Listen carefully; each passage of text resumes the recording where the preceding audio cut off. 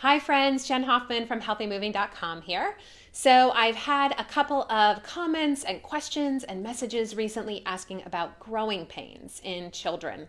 And I wanted to make a video for you because I know that it can be really painful and difficult for kids and for parents, especially if the kids are waking up in the middle of the night and everyone starts losing sleep. So first of all, let's just back up and say that growing pains typically happen beginning around age 3 or 4, and then they can happen and crop up again around age 10 to 12. They're usually felt in the evenings and on both sides, usually the legs at the same time.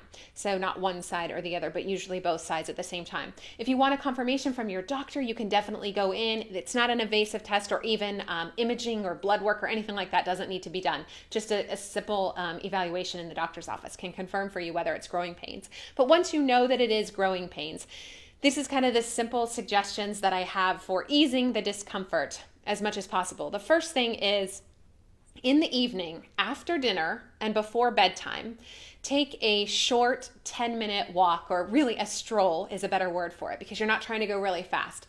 Just trying to move and get blood circulating through the legs. So a gentle stroll around the neighborhood, or if it's really cold outside, you could definitely do it inside your house as well. After the 10-minute walk, follow that up with a 10-minute warm bath to help really kind of soften the muscles.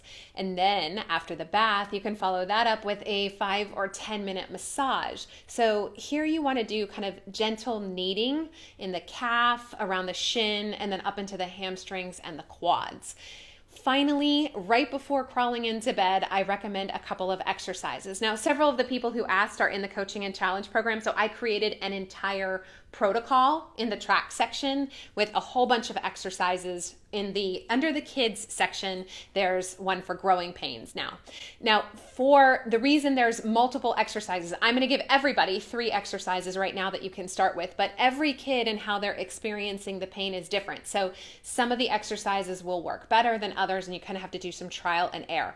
You don't have to go through 30 exercises every night. Find the ones that are working really well and kind of stick to those.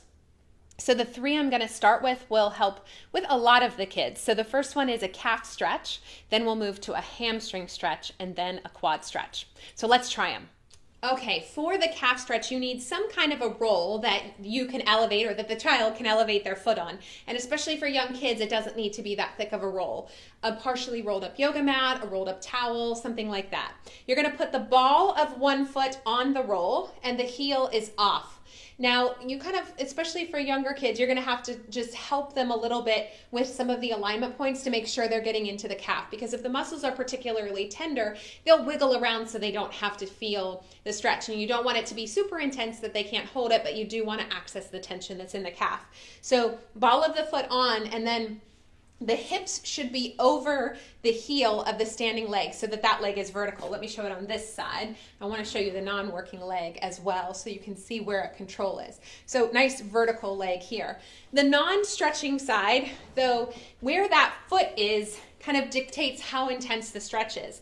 So I would recommend starting with the non-stretching foot back and then inviting the child to just move it closer and closer to the roll so that the feet are about hip distance apart, but maybe with the toes lined up at the edge of the roll. That's going to get it a little bit more intense. The other thing is they can start with the stretching leg straight, but then take a little bend to the knee to get deeper into the calf, into the soleus muscle. So you do that on both sides. Then for the next one, the hamstrings, we're going to do a forward bend. But if you forward bend at the waist, and you can kind of try it right now, if you just go a little bit at the waist, you can feel that doesn't do anything for your legs and it's all in the back. So what we want to help the child do is bend at the hip creases and really bring the pelvis, tilt the pelvis forward. So they're probably not going to go that far forward. Having their hands on the edge of the bed or a wall or a counter in the bathroom can be helpful to make sure they stay in where the stretch is going to be in the hamstrings. But as they're bending forward, their tailbone is reaching up toward the ceiling, legs are straight, feet are pelvis width apart. You can play with the distance of the feet though to get variety here. And then you also want the hips to be either over the heels or even reaching back behind the line of the heels to really get that stretch into the hamstrings. And some kids will feel it in their calves here as well.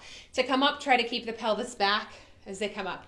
Again, you're trying to be gentle with how you're giving them the alignment cues, because especially for younger kids, it's a little challenging for them to understand everything. So kind of just look at those points from the outside to make sure where are they moving from and that you're targeting the attention.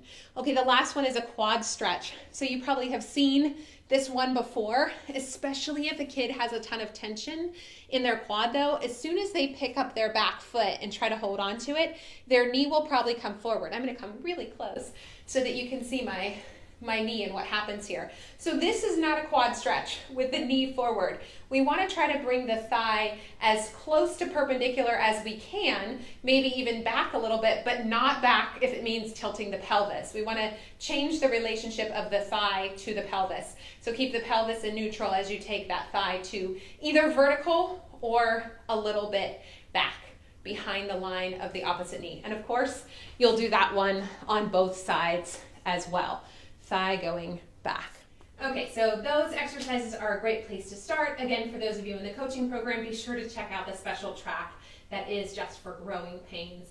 I'm sure you'll find something there that can help ease your children's discomfort and help all of you sleep really well at night. Okay, be well, friends.